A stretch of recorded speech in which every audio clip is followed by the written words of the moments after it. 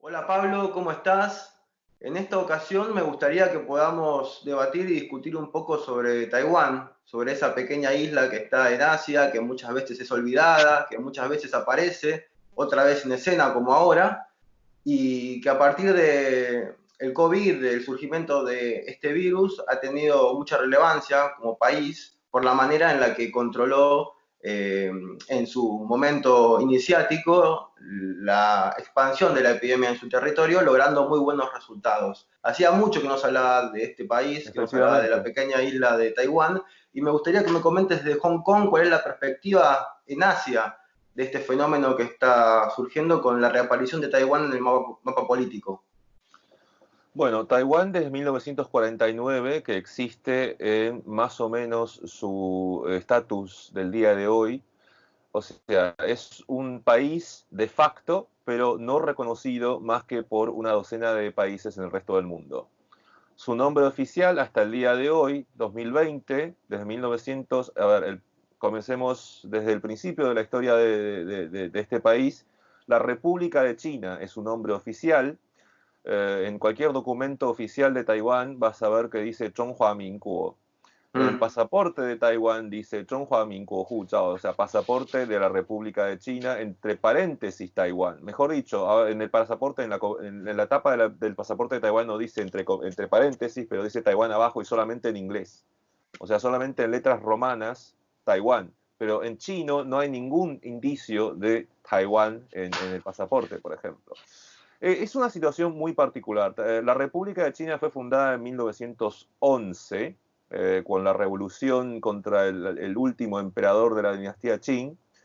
En ese momento, lo que se conoce hoy como Kuomintang, que en ese momento era un partido revolucionario e incluso un grupo paramilitar subterráneo, con diferentes ramas en diferentes países como Japón, en Hong Kong también tenía sus donantes, sus fundadores. Sun Yat-sen, una de las figuras preponderantes de ese movimiento revolucionario, pasó varios años acá en Hong Kong, por ejemplo, y luego se mudó o sea, estuvo fuera del país por mucho tiempo. Y Taiwán, precisamente, Taiwán no era muy importante para la República de China. Pero Taiwán en ese momento era parte del imperio japonés, estaba, o sea, bajo un tratado luego de la guerra entre China y Japón, bajo diferentes condiciones, Taiwán había sido entregado al imperio de Japón. Pero en 1911, esta historia ya en Taiwán no tiene mucho que ver, esta historia de China con esta historia de Taiwán de hoy. Pero Taiwán ha heredado la constitución, la estructura gubernamental, por ejemplo, son 5 poderes en Taiwán, no tanto 3. O sea, aparte del legislativo, del ejecutivo y del judicial, tenés el de examinación, que es muy importante desde las épocas imperiales, porque ¿cómo se llama? Los funcionarios públicos tenían que pasar por exámenes estandarizados a nivel nacional para ser calificados como aceptables dentro de los escalafones administrativos. Y eso se mantiene todavía en Taiwán, a estatuto de Yuan. O sea, Yuan es un poder en Taiwán. Entonces hay 5. Después hay otro de control que sería, digamos, la Contraloría o, digamos, lo que controla las diferentes Auditoría. posibilidades de... Sí, exacto. Entonces en Taiwán tenés esta estructura gubernamental muy especial. Pero la realidad de Taiwán, la historia de Taiwán moderna se desarrolló desde 1949, cuando las tropas del Kuomintang perdieron la guerra civil contra el Partido Comunista Chino, luego de la victoria contra Japón, las tropas japonesas en el 45. O sea, venían debilitadas las tropas del Kuomintang, las tropas de Chiang Kai-shek venían debilitadas de esta batalla contra Japón por más de 8 años, por casi una década, y entonces perdieron la guerra civil contra las tropas de Mao Zedong, del Partido Comunista Chino. Terminaron en Taiwán y esta isla que anteriormente no era tan importante y que había sido retomada en 1945 con la rendición de Japón, esta isla de pronto se convirtió en el bastión de la República de China. Recordemos que la República de China también es uno de los países fundadores de la ONU, de las Naciones Unidas, y el asiento de la ONU, del asiento de China y el asiento del Consejo de Seguridad Permanente, el asiento de China, era ocupado por representantes de Taiwán hasta 1971.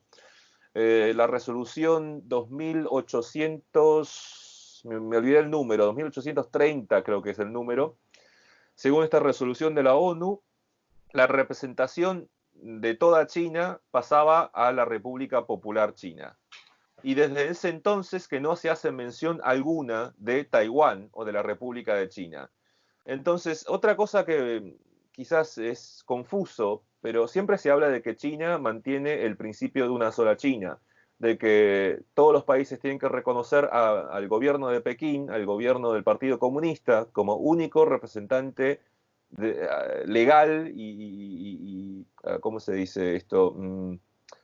Sí, el único gobierno Oficial. chino, oficial o legítimo de China.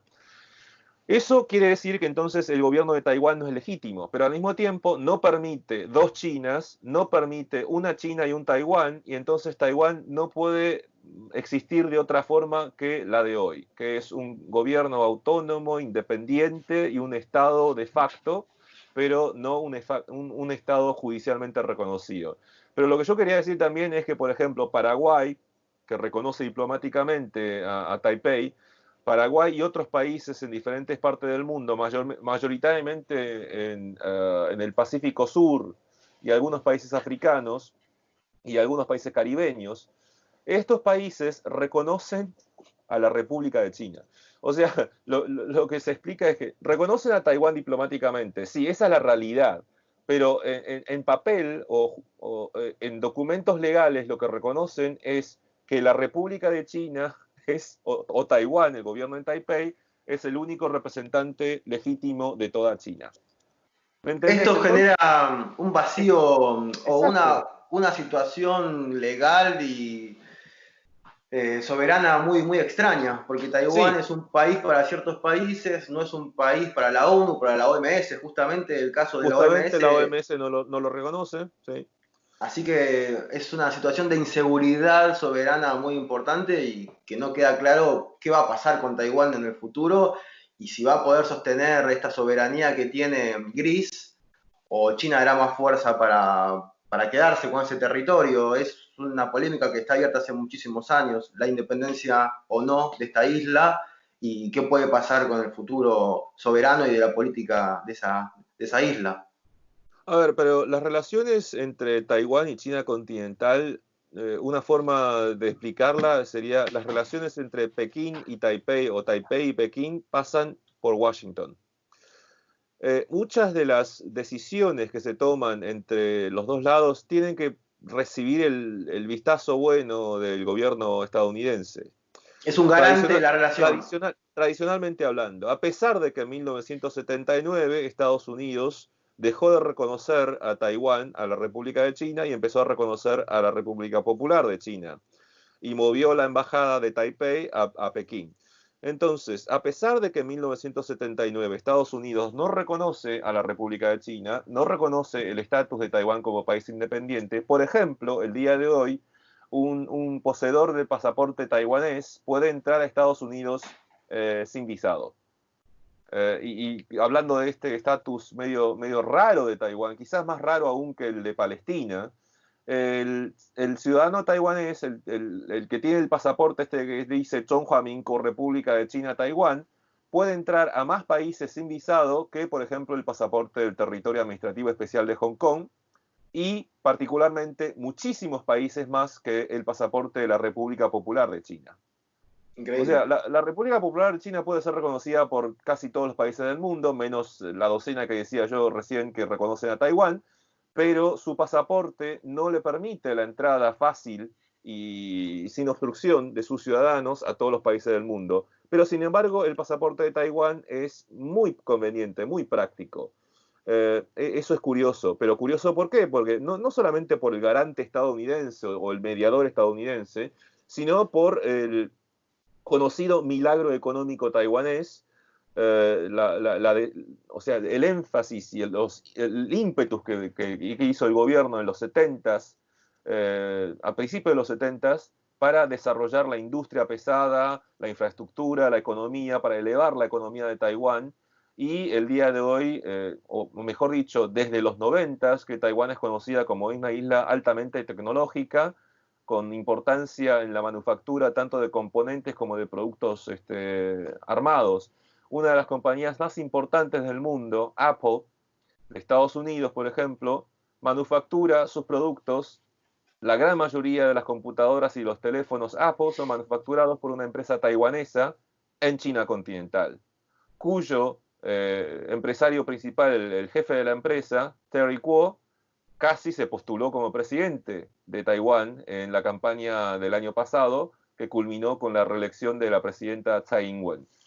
O sea, esa es la realidad que tenemos ahora. Tenemos empresarios taiwaneses que trabajan en China continental, que tienen casi todos sus intereses en China continental, que son recibidos por altas cúpulas del Partido Comunista Chino en China continental, pero que mantienen su estatus como ciudadanos de otro país. Esa es la curiosidad de Taiwán y la curiosidad de las relaciones entre China continental y Taiwán, entre Taiwán y el resto del mundo.